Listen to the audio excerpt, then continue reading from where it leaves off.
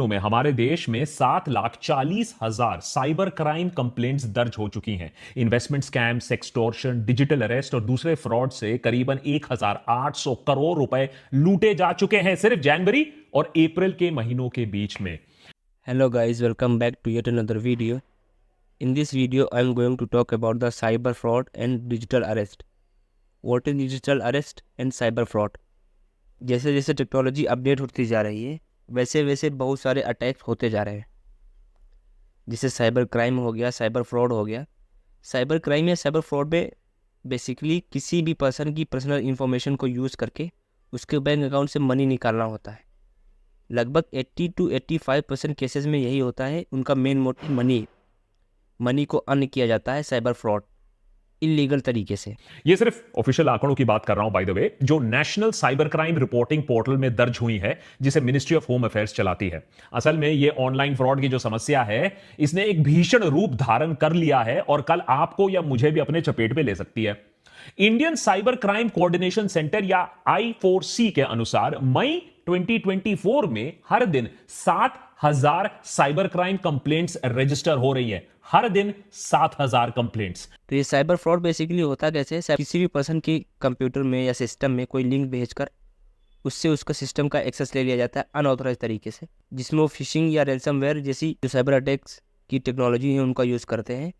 उसके द्वारा उस व्यक्ति के bank account details, OTP, password और बहुत सारी चीज़ें चुरा लेते हैं, जिससे फिर उसके बैंक अकाउंट को खाली कर देते हैं। रिसेंटली एक खबर आई थी कि जोमेटो के लगभग 35 मिलियन यूज़र्स के डाटा ब्रीच हो चुके हैं, जो कि हैकर्स के हाथ में है। उसके लिए उन्होंने डिमांड की थी कि 5 करोड़ रुपए चाहिए। और आपने रिसेंटली देखा होगा कि सुप्रीम कोर्ट की जो वेबसाइट है, यूट्यूब चैनल है, उसको हैक कर लिया गया था हैकरों के द्वारा। तो ये सब बहुत आम होता जा रहा है।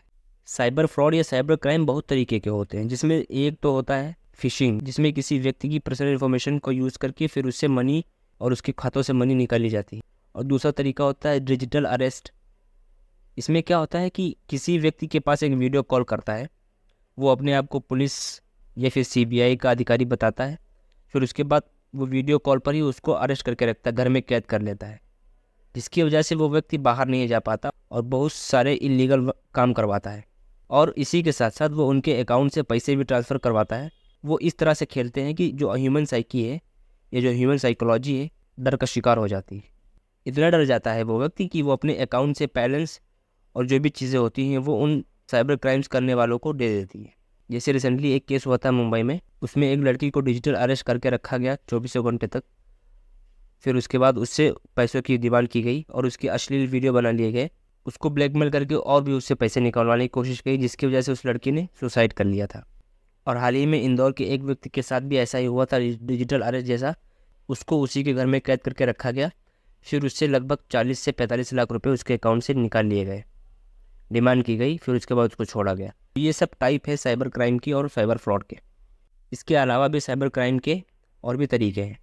जैसे अगर कोई यूज़र किसी वेबसाइट पर जाता है तो उस पर एक पॉपअप विंडो दिखती है, जैसे कि फ़ोनपे पर जाइए, आपको रिवॉर्ड मिलेगा, 4900 रुपये का रिवॉर्ड मिलेगा, 1900 रुपये का रिवॉर्ड मिलेगा। अगर उस लिंक पर आप लोग क्लिक कर देते हैं तो वो चीज़ आपको सीधा फ़ोनपे या गूगल पे के अंदर लेके जाती है, जहाँ पे आपको 2 ऑप्शन दिखते हैं, पे और डिक्लाइन का। अगर आपने पे कर दिया तो समझ लीजिए आपका फ़ोनपे हैक हो गया या गूगल पे हैक हो गया। उसके बाद फिर वो आपके अकाउंट से ट्रांजैक्शन कर लेते हैं।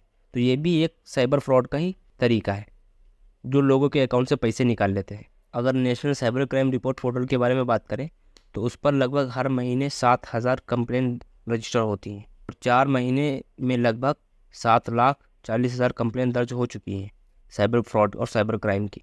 इसके अलावा आजकल के जो युद्ध या वॉर होते हैं उसमें भी साइबर क्राइम या साइबर अटैक करके उस देश को कमज़ोर दिखाने की कोशिश की जाती है। जैसे अभी रिसेंटली इजराइल ने पेजर अटैक किया था, लेबनान के हिजबुल्लाह पर पेजर अटैक किया था, ये भी एक साइबर अटैक ही है। तो इस तरह के वॉरफेयर को नॉन काइनेटिक वॉरफेयर बोलते हैं।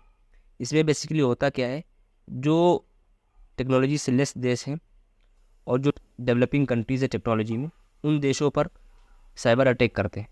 साइबर अटैक करके रैंसमवेयर या फिशिंग जैसी टूल्स का यूज़ करके वहाँ के सिस्टम को ख़राब कर देते हैं, इन्फॉर्मेशन चुरा लेते हैं। जो इन्फॉर्मेशन होती है उसको मैनिपुलेट कर देते हैं ताकि वहाँ पे लोग दंगा करने लगे। ये सब साइबर क्राइम का ही पार्ट है। तो आजकल जो वॉर लड़े जा रहे हैं वो फिज़िकल बोले तो काइनेटिक से ज़्यादा नॉन काइनेटिक पर लड़े जा रहे हैं। इसकी वजह से जो साइबर क्राइम है, ये साइबर फ्रॉड जैसे क्राइम्स हैं, उनकी संख्या में काफ़ी ज़्यादा बढ़ोतरी हुई है। और साइबर क्राइम करने वाले जो क्रिमिनल्स हैं, उनका एक यूनिक तरीका और भी चला है कि जो साइबर क्रिमिनल्स होते हैं, वो उस व्यक्ति के सबसे करीबी व्यक्ति के पास फ़ोन करते हैं जिस व्यक्ति के अकाउंट से पैसे निकालने होते हैं। फिर उस व्यक्ति की क्लोनिंग, मतलब क्लोन आवाज़ बना लेते हैं। किसी फादर और सन के पास फ़ोन किया तो उसके सन की जो आवाज़ है उसकी क्लोन बना लिया। फिर उस क्लोन का यूज़ करके उसके फादर से पैसे निकालने की कोशिश करते हैं। तो ये भी एक तरीका आम हो चुका है साइबर क्राइम या साइबर फ्रॉड करने के लिए। और कभी कभी क्या होता है कि जो रूरल एरियाज़ में लोग रहते हैं, उनके पास फ़ोन जाता है कि आपकी लॉटरी लगी है या आपको इतना इनाम मिलने वाला है, आप ये डिटेल दीजिए, हम आपको आपके खाते में पैसे भेज रहे हैं। तो ये सब कोई पैसे वैसे भेजने वाले नहीं हैं, ये सब साइबर क्राइम या साइबर फ्रॉड वाले ही लोग हैं। तो इन सब से बचने की ज़रूरत है, अवेयर रहने की ज़रूरत है। किसी को भी, कोई भी कितना भी खास क्यों ना हो, किसी को भी अपनी personal details like ATM pins, debit card details, CVV number, expiry date, account number या फिर नेट बैंकिंग पासवर्ड शेयर ना करें और ट्रांजैक्शन पिन भी शेयर ना करें। एक यही तरीका है जिससे आप अपने आप को साइबर फ्रॉड या साइबर क्राइम से बचा सकते हैं। और अगर बाय द वे किसी के साथ ऐसा हो जाता है तो उस स्थिति में वो क्या कर सकता है? उस स्थिति में एक गवर्नमेंट के द्वारा 1930 नंबर जारी किया गया, जो कि एक टोल फ्री नंबर है, जिस पर कॉल करके आप साइबर क्राइम की रिपोर्ट दे सकते हैं। फिर उससे जो एक्नॉलेज नंबर मिलता है, एक रिसीव नंबर या एप्लीकेशन नंबर मिलता है, उस एप्लीकेशन नंबर का यूज़ करके आप नेशनल साइबर क्राइम पोर्टल पर जाकर उसकी रिपोर्ट दर्ज कर सकते हैं, जो कि मिनिस्ट्री ऑफ होम अफेयर्स के द्वारा चलाया जा रहा है। और इसी के साथ अगर अपने फ़ोन को चेक करना है कि हमारा फ़ोन वायरस या किसी रैंसमवेयर मॉलवेयर से अफेक्टेड तो नहीं है, तो इस चीज़ को चेक करने के लिए गवर्नमेंट स्कैन करके एप्लीकेशन है, जो कि प्ले स्टोर पर मिल जाएगा। उससे भी आप अपने फ़ोन की स्कैनिंग करके थ्रेड को देख सकते हैं और उसको रिमूव कर सकते हैं, जो कि ये सॉफ्टवेयर टोटली फ्री है। इसीलिए RBI time to time advisory जारी करता रहता है कि किसी भी बैंक का कोई भी एम्प्लॉय किसी भी कस्टमर से उसके bank account details, OTP, pin या password, debit card details, CVV, expiry details, ये सब कभी नहीं मांगता।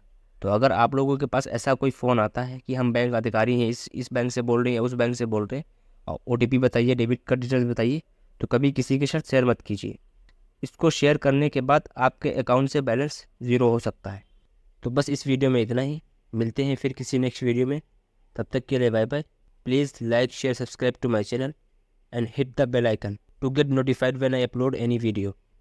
Thanks for watching my video. Jai Hind.